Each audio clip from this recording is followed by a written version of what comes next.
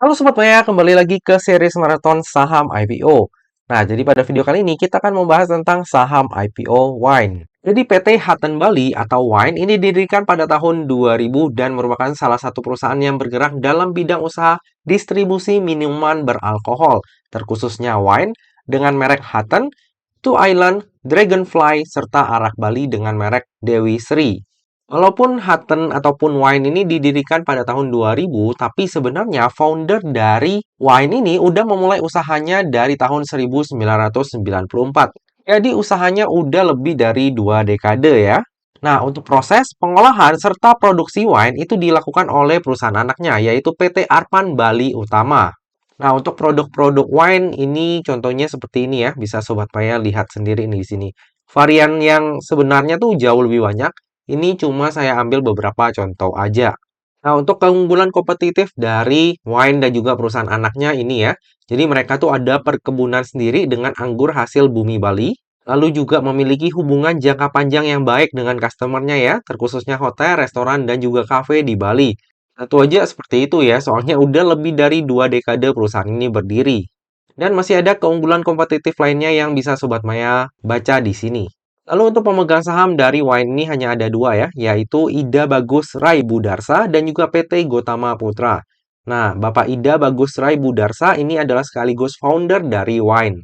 Nah, dalam IPO Wine ini akan ada lock-up period ya Sobat Maya, selama 8 bulan dari semenjak Wine ini listing di bursanya kita. Lalu untuk kinerja Wine sendiri bisa kita lihat ya Sobat Maya. Ini sebelum pandemi ya, di 2019, itu pendapatannya 224 miliar. Alias ya lumayan gede ya. Lalu di tahun 2020 karena kena pandemi langsung kepukul nih. Pendapatannya cuma 91 miliar. Dan di tahun 2021, usaha dari Wine ini belum pulih ya. Jadi pendapatannya hanya 82 miliar. Tapi jika kita lihat di tahun 2022, pendapatan dari Wine ini udah mulai berangsur pulih. Lalu dari sisi laba bersih, kalau di tahun 2019 laba bersihnya gede ya, 30,2 miliar.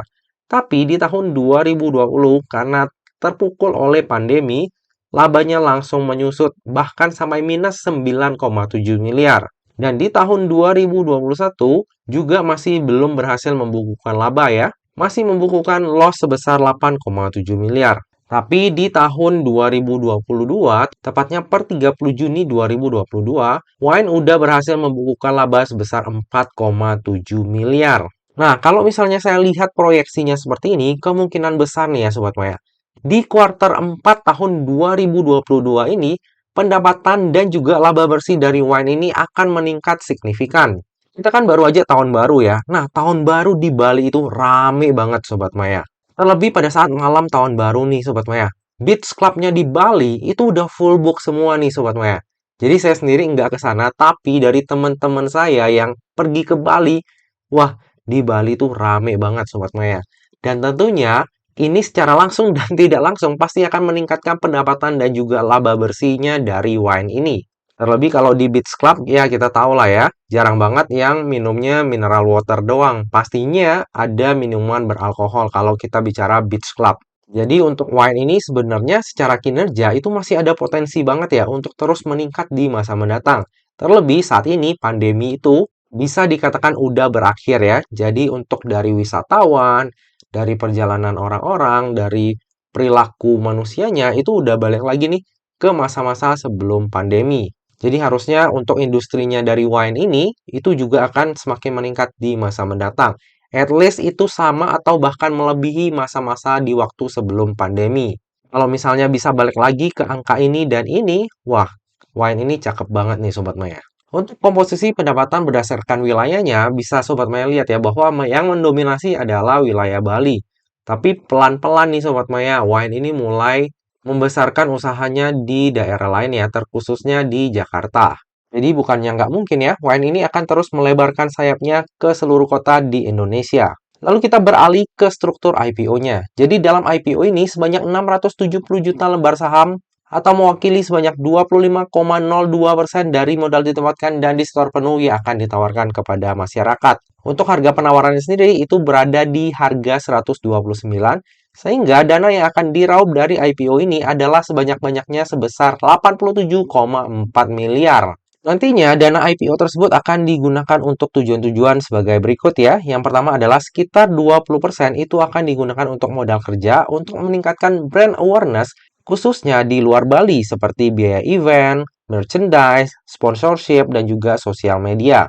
Lalu sisanya sekitar 80% itu akan dilakukan untuk penyetoran modal kepada perusahaan anak yaitu PT Arpan Bali Utama yang digunakan untuk pembelian bahan baku buah anggur, jus anggur, dan juga bahan-bahan pembantu seperti botol, label, kardus, dan lainnya.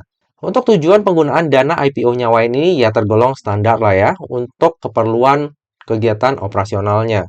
Nah, untuk tujuan penggunaan dana IPO-nya Wine ini tergolong standar ya Sobat Maya untuk modal kerja dan juga kegiatan operasionalnya. Lalu dari sisi aset, jika kita lihat dari tahun 2019 ke tahun 2020 ke tahun 2021, sebenarnya nggak terlalu banyak perubahan ya dari sisi aset ya. Namun di tahun 2022 sedikit terjadi peningkatan nih Sobat Maya untuk dari sisi asetnya. Lalu di bagian liabilitas kita bisa lihat ya bahwa cenderung naik nih untuk liabilitasnya dari tahun ke tahun untuk wine ini. Yang perlu kita perhatikan adalah untuk utang banknya itu lumayan mendominasi bagian liabilitas, baik di liabilitas jangka pendek ataupun liabilitas jangka panjangnya. Jadi ini adalah hal yang patut kita perhatikan juga ya Sobat Maya, karena jika utang banknya makin gede, tentu saja akan membebani beban keuangannya dari wine ini dan akan menggerus laba dari wine. Jadi ini juga adalah hal yang perlu kita singkapi ya di masa mendatang ya. Secara current ratio, wine ini masih aman banget untuk membayar liabilitas jangka pendeknya. Lalu di bagian ekuitas, jika kita lihat malah ekuitasnya ini agak cenderung menurun ya dari tahun 2019 ke tahun 2021. Tentu saja ini karena salah satu alasannya adalah karena liabilitasnya meningkat. Nah, jika kita lihat di sini untuk saldo labanya sebenarnya gede banget ya Sobat Maya. Per 30 Juni 2022 itu masih ada 120-an miliar. Tapi sayangnya ya di prospektus udah dijelaskan bahwa per Juli 2022 udah dibagikan dividen saham sebesar 100 miliar.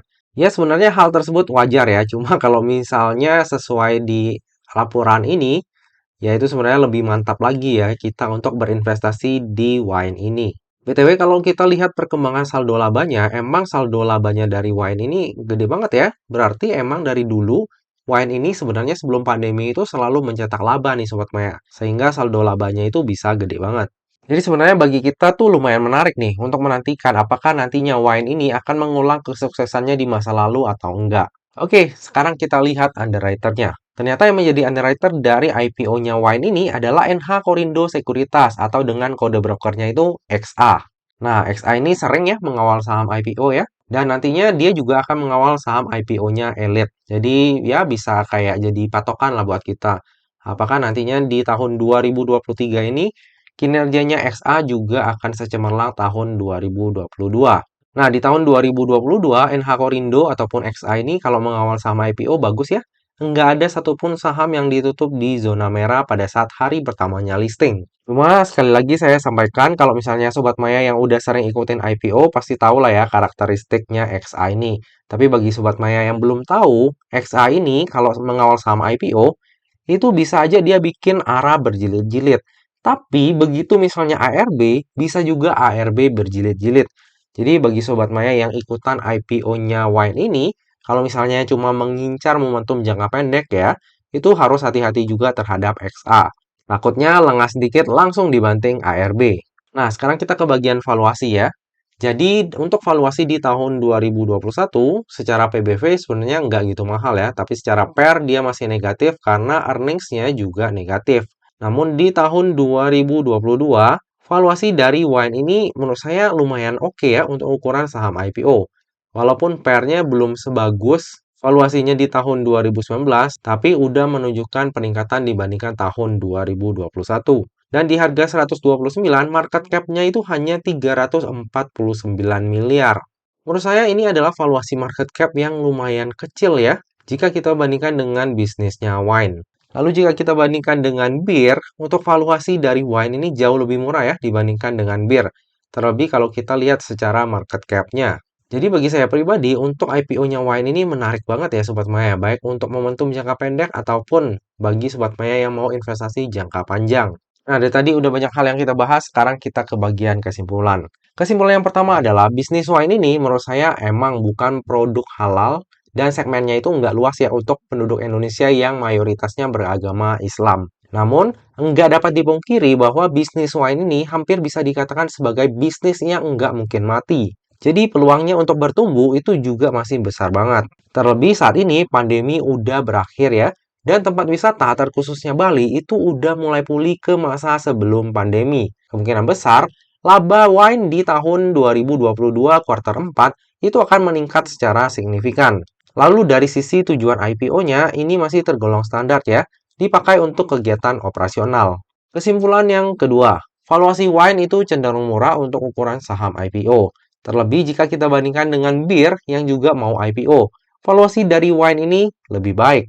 Lalu secara market cap, wine juga masih besar banget nih peluangnya untuk bertumbuh.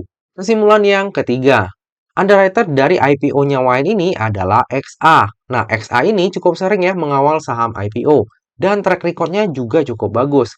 Di tahun 2022, belum ada saham yang dikawalnya itu tutup di zona merah. Nah, di tahun 2023 ini, XA akan mengawal saham IPO-nya Elite dan juga Wine. Mari kita lihat ya, track record-nya XA di tahun 2023 apakah akan sebagus di tahun 2022 atau enggak. Kesimpulan yang terakhir, saya sendiri akan memanfaatkan momentum IPO ini untuk mendulang cuan. Bagi saya pribadi, bisnisnya Wine ini bisnis yang nggak ada matinya dan masih bisa terus berkembang.